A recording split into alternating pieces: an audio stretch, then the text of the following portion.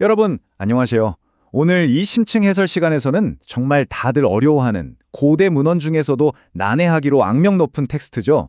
바로 레위기의 소스 자료를 아주 낱낱이 해독해 볼 겁니다. 미리 말씀드리지만 오늘 우리는 이 방대한 텍스트를 수박 겉핥기식으로 단순 요약만 하고 넘어가지 않을 거예요.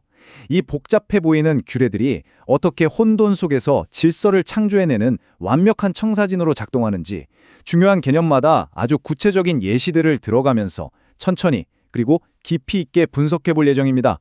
자, 혼돈에서 질서로 나아가는 이 거대한 여정, 지금 바로 시작해 볼까요?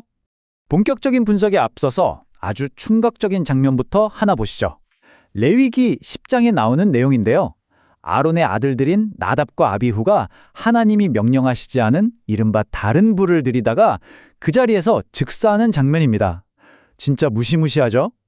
이게 고대 이스라엘 사람들의 세계관을 아주 단적으로 보여주는 예시입니다. 그들에게는 정해진 질서나 절차 없이 신성함에 접근한다는 건 비유가 아니라 말 그대로 목숨을 잃는 치명적인 일이었거든요. 도대체 왜 그랬을까요? 그 해답은 바로 이 소스 텍스트 전체를 관통하는 핵심 개념, 거룩함에 있습니다. 히브리어로는 카도시라고 하는데요. 이 개념을 깊이 있게 이해하셔야 합니다. 고대인들에게 거룩함은 단순히 착하게 산다는 도덕적 수준의 이야기가 아니었어요. 이건 마치 방사능이나 태양의 코어 같은 엄청나게 강력하고 압도적인 에너지원이라고 상상해 보세요. 너무나 순수해서 생명을 주지만 올바른 보호 장비나 절차 없이 맨몸으로 훅 다가가면 그 자리에서 타버리게 되는 물리적인 힘이라는 거죠. 레위기에 나오는 그 수많은 복잡한 규칙들은요, 사실 이 치명적이고 강력한 거룩함을 안전하게 다루기 위해 디자인된 일종의 보호 장비 매뉴얼인 셈입니다. 자, 그럼 이 방대하고 복잡한 문헌을 어떻게 논리적으로 뚫고 나갈 수 있을지 오늘의 로드맵을 짧게 짚고 넘어가겠습니다. 신성의 위험성부터 시작해서 질서의 세 가지 기둥, 제사와 정결, 아사셀 염소 심층 분석, 그리고 마지막 도덕법까지 순서대로 깊이 파헤쳐 보겠습니다. 그럼 바로 첫 번째 섹션, 질서의 세 가지 기둥, 고대 사회의 구조화로 들어가 보죠. 레위기를 읽다가 포기하시는 분들 진짜 많잖아요. 끝도 없이 쏟아지는 규칙들 때문에 압도당해서요. 그런데 사실 이 수많은 법들은 그냥 막 나열된 게 아닙니다. 아주 정교한 건축학적 목적을 가지고 크게 세 개의 기둥으로 쫙 분류가 되어 있어요. 첫째, 제사는 신과 인간 사이의 깨어진 관계를 회복하는 장치고요. 둘째, 정결은 죽음과 생명의 경계를 엄격하게 유지하는 법. 셋째, 도덕성은 일상 속에서 사회적 정의를 실천하는 기둥입니다. 자, 이렇게 전체적인 숲의 윤곽을 잡았으니 이제 첫 번째 기둥부터 돋보기를 들이대고 아주 상세하게 뜯어보겠습니다. 두 번째 섹션입니다. 제사, 관계의 회복, 그리고 근접성의 대가입니다. 첫 번째 기둥은 바로 제사 시스템입니다. 쉽게 말해서 흠이 많은 인간이 완벽한 신에게 닿기 위해 치러야 했던 일종의 근접 비용이자 메커니즘이었죠. 앞부분에 묘사된 5가지 주요 제사들, 이거 단순히 동물 피 흘리는 원시적인 의식으로 치부하시면 안 됩니다. 인간관계에서 생기는 여러 가지 균열들을 수리하기 위해 엄청나게 세밀하게 디자인된 시스템이거든요. 전부를 불태워 헌신을 다짐하는 번제, 일상의 은혜에 감사하며 곡식을 바치는 소제, 다 같이 고기를 나눠 먹으면서 친목을 다지는 화목제, 그리고 실수로 지은 죄를 씻는 속죄제나 남에게 피해를 입혔을 때 원금의 20%를 얹어서 갚아주는 속건제까지. 보시면 아시겠지만 이건 단순한 종교의식이 아니라 죄책감과 단절감을 해결하는 아주 정교한 심리적, 관계적 치료법이었습니다. 그리고 이 제사법 소스 자료를 자세히 들여다보면 정말 끊임없이 반복되는 숫자가 하나 튀어나옵니다. 바로 숫자 7인데요. 제사장이 제단 앞에 피를 7번 뿌린다는 묘사가 계속 등장해요. 고대 사회에서 7은 완벽함, 완성을 뜻하는 상징이잖아요. 그러니까 피를 7번 뿌린다는 건 너의 죄가 대충 얼버무려진 게 아니라 아주 절대적이고 완벽하게 다 씻겨나갔다. 이걸 시각적으로 강력하게 선언해주는 퍼포먼스였던 겁니다.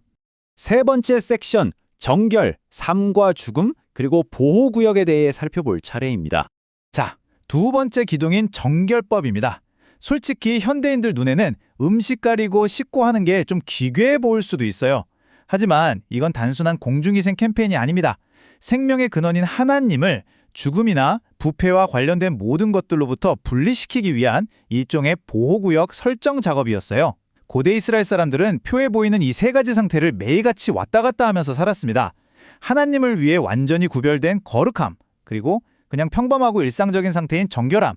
이 정결한 상태일 때는 성소 접근이 허용돼요.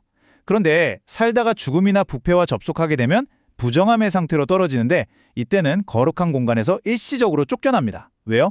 거룩함이라는 강력한 에너지와 부패가 정면 충돌하는 대참사를 막기 위해서죠.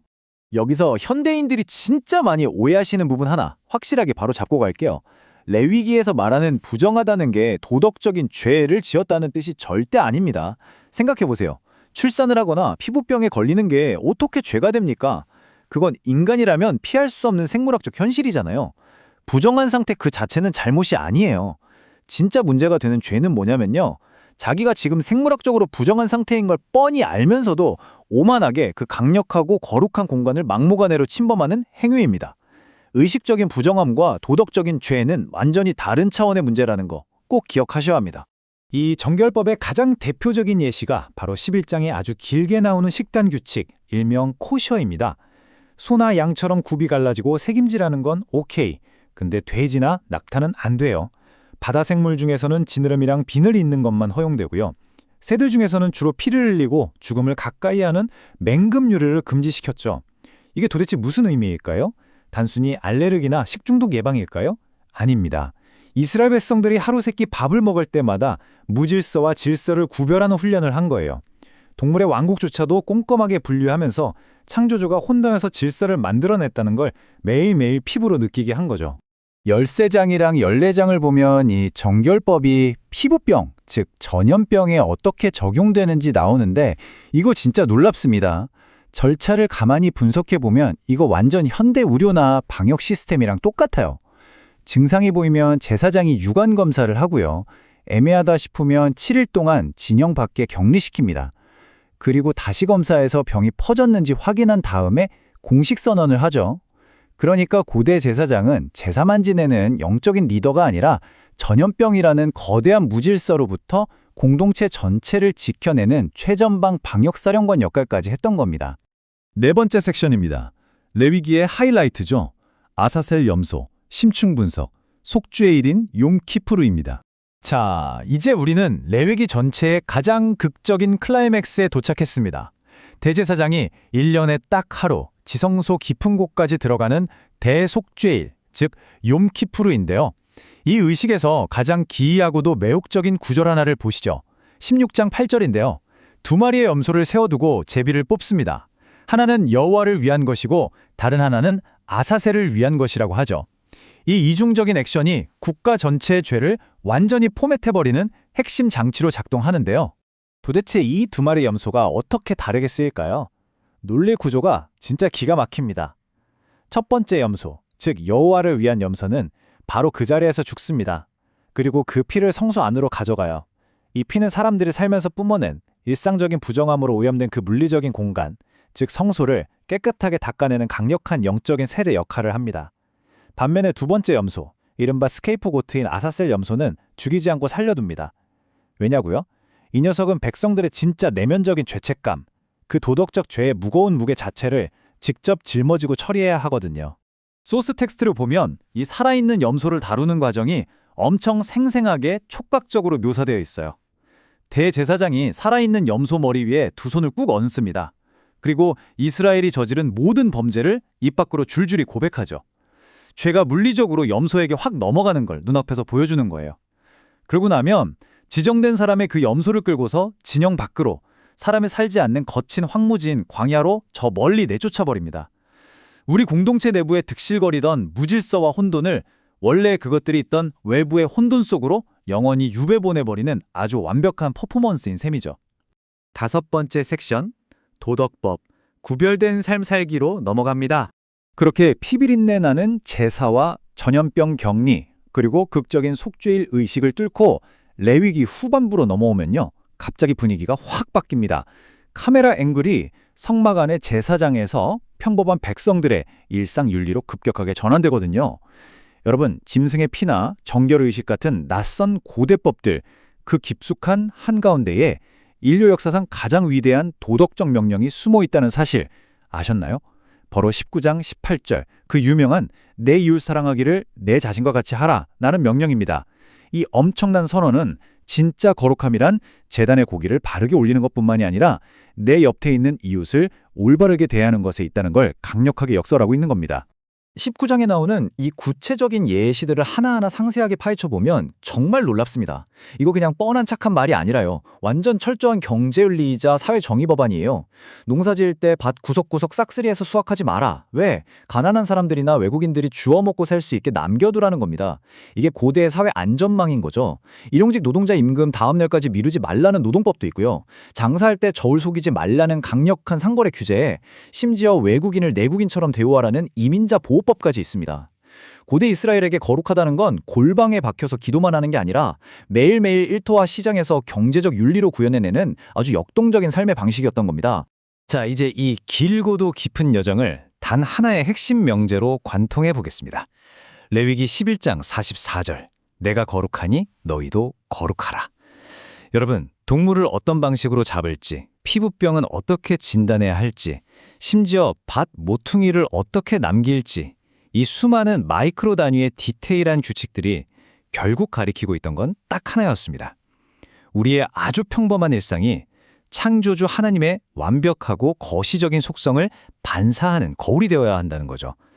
매일매일의 삶 속에서 혼돈을 밀어내고 건강한 질서를 세우는 것. 그것이 바로 이 텍스트가 말하는 진짜 거룩함입니다. 오늘 심층 해설을 마무리하면서 여러분께 아주 도발적인 질문을 하나 던지고 싶습니다. 수천 년 전 고대인들은 극단적인 만큼 엄격한 경계와 규칙을 사용해서 무질서한 광야 한가운데에 자신들만의 질서의 오아시스를 구축해냈잖아요. 그렇다면 그 어느 때보다 정보가 폭발하고 혼란스러운 현대사회를 살아가는 우리는 어떨까요? 끊임없이 쏟아지는 무질서로부터 우리 내면의 중심과 목적의식을 잃지 않기 위해 오늘 우리 삶에는 과연 어떤 의도적이고 건강한 경계가 필요할까요? 이 고대 텍스트가 오늘날 우리의 삶에 던지는 이 묵직하고도 날카로운 질문을 한번 깊이 고민해 보셨으면 좋겠습니다. 소스 자료를 통해 복잡한 세계관을 함께 깊이 파헤쳐본 오늘 해설 시간은 여기까지입니다. 이 긴 분석에 끝까지 동참해 주신 여러분 정말 감사합니다.